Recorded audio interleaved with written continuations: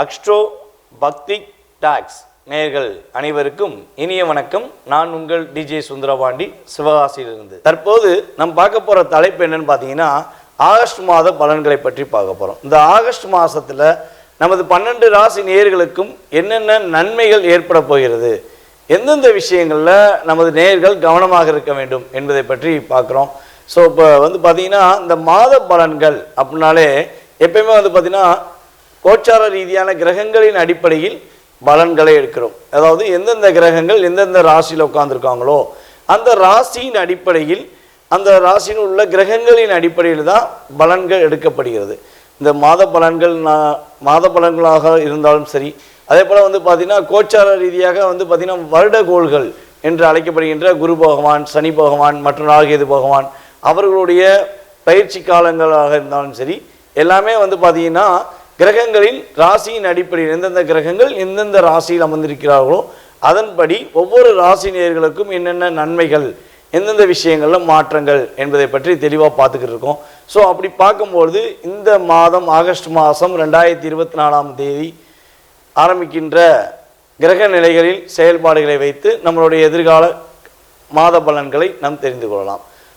இப்போ பார்த்திங்கன்னா இந்த கிரகங்கள் எந்தெந்த ராசியில் இருக்காங்க அப்படின்னு சொல்லணும்னா, சந்திர பகவான் பார்த்திங்கன்னா எப்பயுமே அவர் நாட்கள் கிரகம். அவர் பார்த்திங்கன்னா ஒரு 2.5 நாட்களுக்கு ஒரு ராசியை விட்டு இன்னொரு ராசி கடந்து போவார். அவருடைய செயல்பாடை எப்பயுமே அப்படி தான். ஸோ சந்திர பகவானை தவிர்த்து மற்ற கிரகங்கள் எந்தெந்த ராசியில் இருக்காங்க, இந்த ஆகஸ்ட் மாதத்தில் நவ கிரகங்களில் 8 கிரகங்கள் எந்த ராசியில் இருக்காங்க அப்படின்னு சொல்லி பார்க்க போகிறோம். அப்படி பார்க்கும்பொழுது குரு பகவான் பார்த்திங்கன்னா ரிஷப ராசியில் அமர்ந்திருக்கிறார். அவர் கிட்டத்தட்ட ஏப்ரல் மாதம் ஆரம்பத்தில் சென்ட்ரு பகுதியிலேருந்து ரிஷபராசிக்குள்ள உள்ள வந்தார். ஸோ அவர் ரிஷபராசியில் அமர்ந்திருக்கிறார். அதுக்கு அடுத்தபடியாக பார்த்திங்கன்னா செவ்வாய் பகவான் பார்த்திங்கன்னா ரிஷபராசியில் குருவோடு சேர்ந்த செவ்வாயாக அமர்ந்திருக்கிறார். 26/8/2024 மதியம் 3:40 வரையும் அவர் ரிஷபராசியில் தான் அமர்ந்திருப்பார். அதுக்கு அடுத்தபடியாக பார்த்திங்கன்னா மிதுன ராசிக்குள்ளே உள்ள நுழைகிறார். அதுக்கு அடுத்தபடியாக எந்த கிரகங்கள் இருக்குது அப்படின்னு சொல்லி பார்க்கும்பொழுது சூரிய பகவான் கடகராசியில் அமர்ந்திருக்கிறார். 16/8/2024 வரையும் சூரிய பகவான் கடகராசியும், அதுக்கப்புறம் 16க்கு மேலே சிம்ம ராசிக்குள்ள சூரிய பகவான் உள்ளே நுழைவார் என்று பார்க்கிறோம். அதே போல் பார்த்திங்கன்னா புதன் பகவான் சிம்ம ராசியில் கிட்டத்தட்ட 22/8/2024 வரையும் சிம்ம ராசியில் அமர்ந்திருப்பார். அதுக்கு அடுத்தபடியாக புதன் வக்ரமாகுவார். வக்ரமாகும்போது அவர் என்ன பண்ணுவார்னா கடகராசியை நோக்கி பின்னோக்கி நகர்வார். எப்பவுமே பார்த்திங்கன்னா ஒரு கிரகம் வக்ரமானா ஒரு ராசியிலேருந்து பின்னோக்கி தான் வருவாங்க. ஸோ அப்படி பார்க்கும்பொழுது புதன் பகவான் பார்த்திங்கன்னா கடகராசிக்கு பின்னோக்கி வந்து விடுவார் என்று பார்க்கிறோம். சுக்கிர பகவான் சிம்ம ராசிக்குள்ள 24/8/2024 வரையும் சிம்ம ராசிக்குள்ள அமர்ந்திருக்கிறார். கேது பகவான் பார்த்திங்கன்னா கன்னி ராசியிலும், அதே போல் சனி பகவான் கும்ப ராசியில் வக்ர நிலையில் அமர்ந்திருக்கிறார் என்று பார்க்கிறோம். ராகு பகவான் பார்த்திங்கன்னா மீன ராசிக்குள்ள அமர்ந்திருக்கிறார்.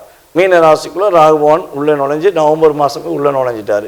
ஸோ இந்த கிரகங்களின் அடிப்படையில் 12 ராசினியர்களுக்கும் என்னென்ன நன்மைகள் ஏற்பட போகிறது, எந்தெந்த விஷயங்களில் கவனமாக இருக்கணும் அப்படிங்கிறத பற்றி நம்ம முழுமையாக பார்ப்போம். வீடியோ முழுமையாக பாருங்கள். இது பார்த்திங்கன்னா நம்ம சொல்கிற பலன்கள் பார்த்திங்கன்னா பொது பலன்களை, இந்த கிரகங்களின் அடிப்படையில் நம்ம சொல்கிற பொது பலன்கள்ங்கிறது உங்களுடைய வாழ்க்கையில் 20-30% மாத பலன்கள் கட்டாயமாக நடக்கும் என்பது உண்மை. ஸோ வீடியோ முழுமையாக பாருங்கள். நேயர்கள் அனைவருக்கும் இன்னொரு மிகப்பெரிய ஒரு முக்கியமான விஷயம் சொல்ல போகிறேன். கிட்டத்தட்ட பார்த்திங்கன்னா 13 வருட காலமாக ஜோதிட துறையில் நான் பயின்று வந்திருக்கேன். ஜோதிட பலன்கள் சொல்லி கொடுத்துருக்கேன். ஸோ இப்படி இருக்கும்பொழுது பார்த்திங்கன்னா நம்ம ஸ்ரீ பாலாம்பிகா ஜோதிட ஆராய்ச்சி மையம் மற்றும் பயிற்சி மையம் சார்பாக அனைவருக்கும் ஜாதகம் சொல்லிக் கொடுக்கலாம் அப்படின்னு ஒரு முடிவு எடுத்திருக்கோம். இந்த ஜோதிடம் சொல்லிக் கொடுக்குற முறை பார்த்திங்கன்னா ஜூம் மீட்டிங் மூலமாக உங்களுக்கு பாடம் கற்பிக்கப்படும். டெய்லி 1 hour கிளாஸ் எடுக்க போகிறோம். வருகிற ஆவணி மாதம் முதல் கிளாஸ் எடுக்கப்படுகிறது. யாருக்கெல்லாம் ஜாதகம் கற்றுக்கணும்னு ஆசைப்படுறீங்களோ கீழே உள்ள வாட்ஸ்அப் நம்பருக்கு உங்களுடைய டீட்டெயில்ஸ் மட்டும் அனுப்பிடுங்க. உங்களுக்கான கோர்ஸ்க்கான டீட்டெயில்ஸ் மற்றும் எப்பொழுது உங்களுக்கு பலன்கள் சொல்லப்படும், அதற்கான தொகை எவ்வளோங்கிறத உங்களுக்கு வாட்ஸ்அப்பில் சென்ட் பண்ணப்படும். முன்பதிவு செஞ்சுக்கோங்க. ஏன்னா ஜூம் மீட்டிங்கும் போது ஒரு குறிப்பிட்ட நபர்கள் மட்டுமே சேர்க்கலான்னு ஐடியா பண்ணியிருக்கோம்.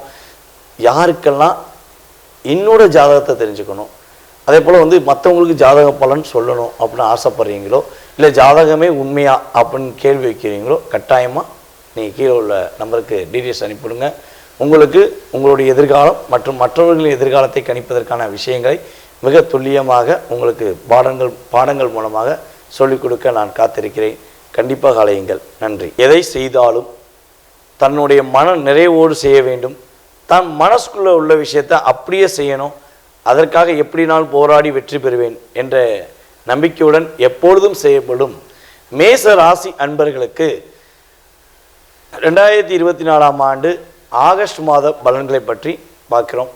மேசராசிக்காரர்கள் இந்த ஆகஸ்ட் மாதத்தில் கிரகங்களின் அடிப்படையில், கோச்சார ரீதியான கிரகங்களின் அடிப்படையில் என்னென்ன மாற்றங்களை நன்மைகளை சந்திக்க போறீங்க அப்படிங்கும்போது, உங்கள் ராசியின் அதிபதியான செவ்வாய் பகவான் குருவோடு இணைந்து 2ஆம் இடத்தில் அமர்ந்திருப்பது உங்களுக்கு வாக்கை வலிமைப்படுத்தக்கூடிய காலகட்டமாக இருக்கிறது. நீங்கள் அப்படியே கொடுத்த வாக்கை காப்பாற்றணும்னு நினச்சா கட்டாயமாக இந்த காலகட்டங்களில் நீங்கள் காப்பாற்றக்கூடிய தன்மை உங்களுக்கு இருக்கிறது. உங்களால் முடியும், எதை நினைச்சாலும் செய்ய முடியுங்கிற நம்பிக்கை, தைரியம் உங்களுக்கு உறுதியாக கிரகங்கள் கொடுக்கின்றன என்பதை பற்றி பார்க்கிறோம். பொருளாதார ரீதியான செயல்பாடுகளில் நல்ல ஒரு மாற்றம் இருக்கும். பணத்தை கொடுத்துட்டு வாங்க முடியல, ஏதாச்சும் கொடுத்த பணத்தை நீங்கள் வாங்க முடியாமல் யோசிச்சுருக்கீங்க அப்படின்னா, இந்த மாதங்கள் உங்களுக்கு உங்களுடைய உங்கள்கிட்ட பணம் வாங்கினவங்க உங்களை தேடி வந்து கொடுப்பதற்கான ஒரு முயற்சி காலகட்டமாக இதனை நீங்கள் எடுத்துக்கொள்ளலாம் என பார்க்கிறோம். உங்களுக்கான உரிமை பறிக்கப்பட்டதா? ஏன்னா பார்த்தீங்கன்னா மேசராசிக்காரங்க மட்டும் உரிமை பறிச்சிட்டாங்கன்னா அந்த இடத்த விட்டு போயிடுவாங்க. இல்லைன்னா நீயா நானா போட்டு பார்ப்போம்னு சொல்லி போட்டு சண்டை போட்டு ஜெயிக்கணுங்கிற ஒரு ஆற்றல் அவங்களுக்கு எப்பவுமே இருக்கும். அது பார்த்தீங்கன்னா சில பேருக்கு மைனஸாகவும் வந்துடும். ஏன்னா தன்னுடைய குடும்பம் தன்னுடைய வாழ்க்கைன்னு பார்க்கும்போது விட்டு கொடுத்து போக வேண்டிய சூழ்நிலை வந்தாலும் அவங்கள கடைசி வரையும் போராடுற தன்மை உள்ள ராசி தான் ஃபஸ்ட்டு ராசி மேசராசி அப்படின்னு நம்ம சொல்லலாம் உறுதியாக. ஏன்னா சூரியன் உங்கள் ராசியில் உச்சம் பெற்றிருக்கனால அந்த வலிமை உங்களுக்கு இயல்பாகவே உண்டு. ராசியின் அதிபதியான செவ்வாயும் ஒரு பவர்ஃபுல்லான கிரகம்னால உங்களுக்கு அந்த தாக்கம் எப்பவுமே இருக்க தான் செய்யும். ஸோ அப்படி பார்க்கும்பொழுது உங்களுடைய உரிமை இந்த மாதத்தில் நல்ல ஒரு மாற்றத்தை கொடுக்கக்கூடிய செயல்பாடாக இருக்கிறது. அதே போல் கண்கள் சம்மந்தப்பட்ட ஏதேனும் பிரச்சனைகள் உங்களுக்கு இருந்துக்கிட்டே இருக்குது, அந்த பிரச்சனைக்கான தீர்வு கிடைக்கவே மாட்டேங்கன்னா இந்த மாதம் உங்களுக்கு சரியான கண் மருத்துவரை சந்திப்பதற்கான வாய்ப்பும் உண்டு.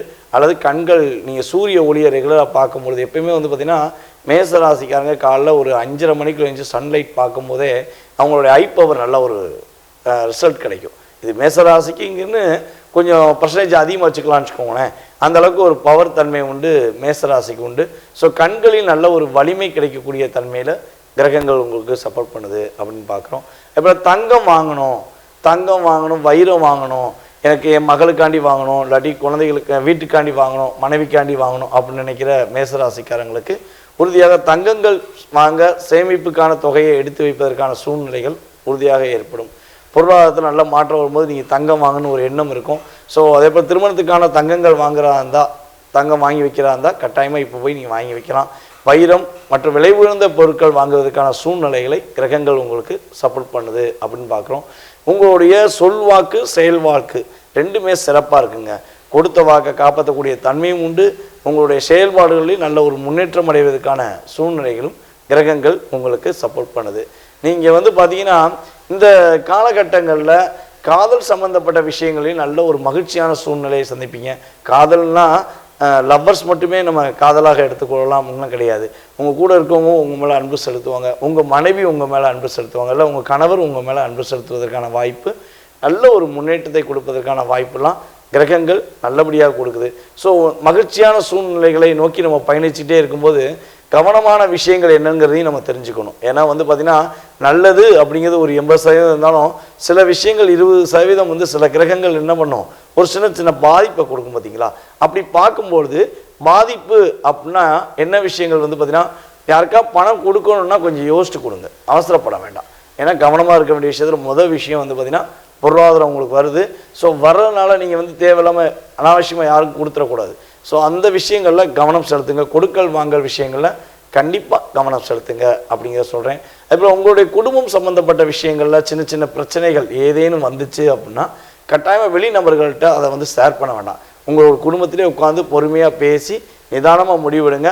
அந்த சின்ன சண்டை அந்த சண்டையாகவே போய் சமாதானம் ஆயிரும்.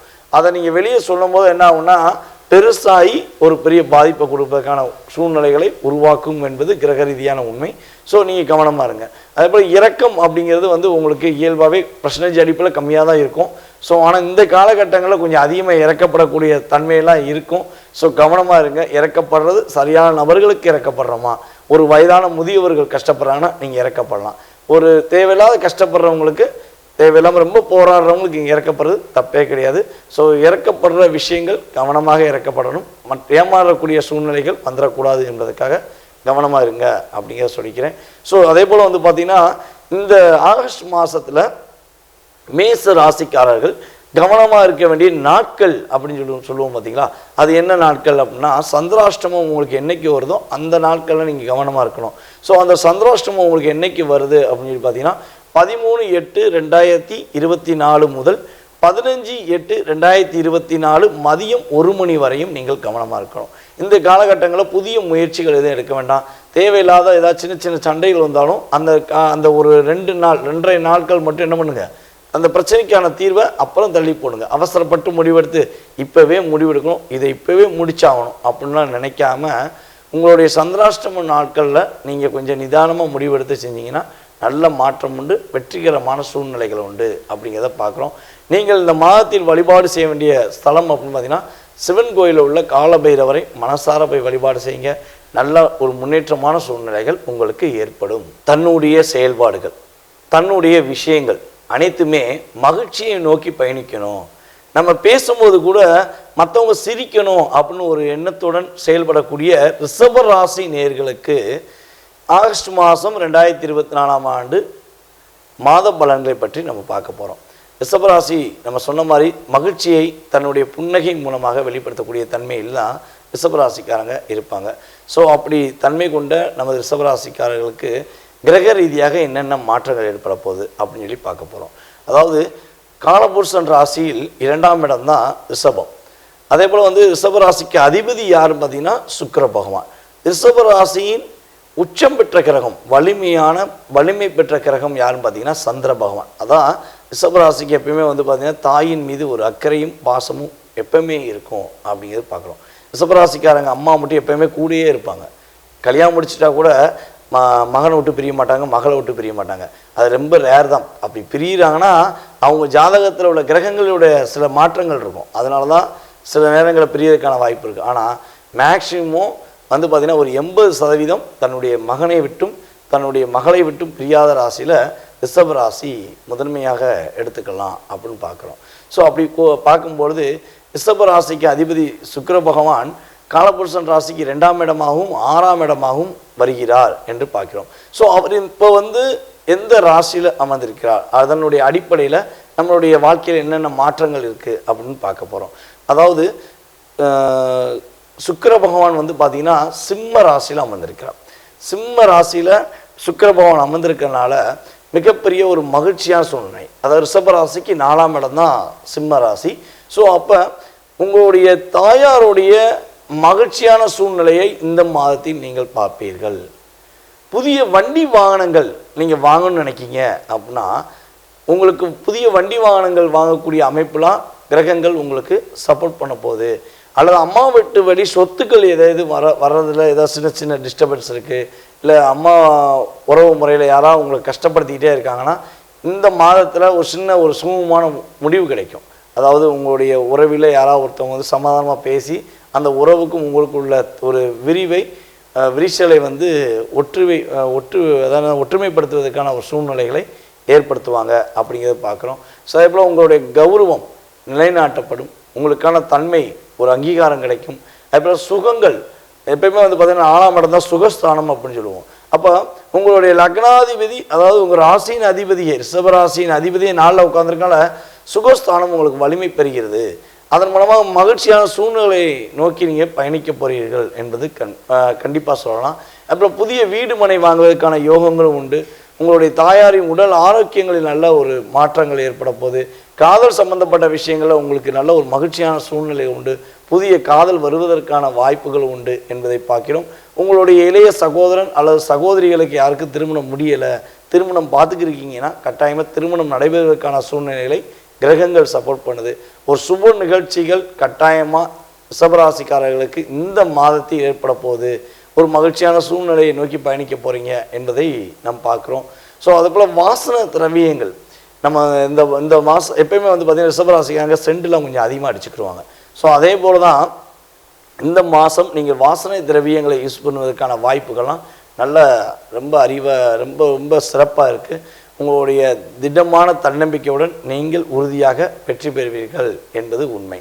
சரி, இப்போ வந்து பார்த்திங்கன்னா ஒரு ராசியில் வந்து எவ்வளோ தூரம் நன்மைகள் இருக்கோ அதே போல் சின்ன சின்ன கிரக ரீதியாக சின்ன சின்ன பாதிப்புகள் பார்ப்போம்ல.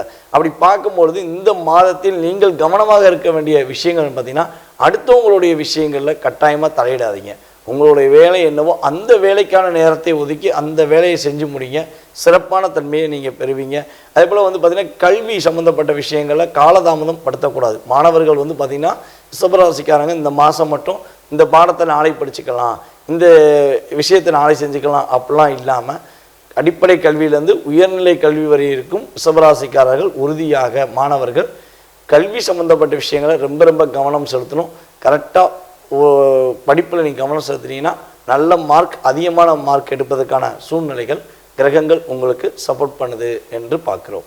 அதே போல் வந்து பார்த்திங்கன்னா ஒரு ரிஷபராசி நேயர்களுக்கு கவனமாக இருக்க வேண்டிய நாட்கள் என்ன, ஆகஸ்ட் மாதம் கவனமாக இருக்க வேண்டிய நாட்கள் என்ன அப்படிங்கும்போது உங்களுக்கு சந்திராஷ்டமம் என்னைக்கு வருதோ அந்த காலகட்டங்களில் நீங்கள் கவனமாக இருக்கணும். சந்திராஷ்டமம் அப்படின்னு சொல்லும்போது உங்களுக்கு என்ன இன்னைக்கு வருது அப்படின்னு பார்த்தீங்கன்னா 15/8/2024 முதல் 17/8/2024 வரையும் உங்களுக்கு சந்திராஷ்டமம் இருக்கிறது. ரிஷபராசிக்காரர்களுக்கு சந்திராஷ்டமம் என்னைக்கு ஏற்படுது அப்படின்னு சொல்லி பார்க்கும்போது 15/8/2024 மதியம் 1 மணி முதல் 17/8/2024 மாலை 6 மணி வரையும் உங்களுக்கு சந்திராஷ்டங்க. இந்த காலகட்டங்களில் புதிய முயற்சிகள் எடுக்க வேண்டாம்.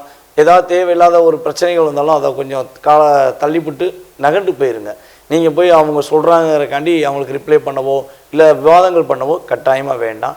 அதே போல் வந்து பார்த்திங்கன்னா ஏதாச்சும் பணம் கொடுக்கணும் வாங்கணுனாலுமே கொஞ்சம் கவனமாக நிதானமாக கரெக்டான அவருக்கு கொடுக்குமா அல்லது பணத்தை கொடுத்தோம்னா அதுக்கான ரசீதை வாங்கணுமா அப்படிங்கிறதெல்லாம் கரெக்டாக ஃபாலோ பண்ணுங்கள். ஏன்னா இதெல்லாம் நீங்கள் கரெக்டாக சந்திராஷ்டமம் அன்னைக்கு நீங்கள் ஒரு சரியான முறையை பயன்படுத்தினீங்கன்னா கண்டிப்பாக பாதிப்பு கிடையாது. இந்த சந்திராஷ்டமம் உங்களுக்கு இருக்கும் நாட்களில் விநாயகர் வழிபாடு கட்டாயமாக பண்ணுங்கள். அதே போல் இந்த மாதத்தில் நீங்கள் வழிபாடு செய்ய வேண்டிய அம்மன் பார்த்தீங்கன்னா துர்க்கை அம்மன் வழிபாடு உங்களுக்கு மிகப்பெரிய ஒரு முன்னேற்றத்தையும் மகிழ்ச்சியான சூழ்நிலைகளையும் உறுதியாக தரும் என்பதை கூறிக்கொள்கிறேன்.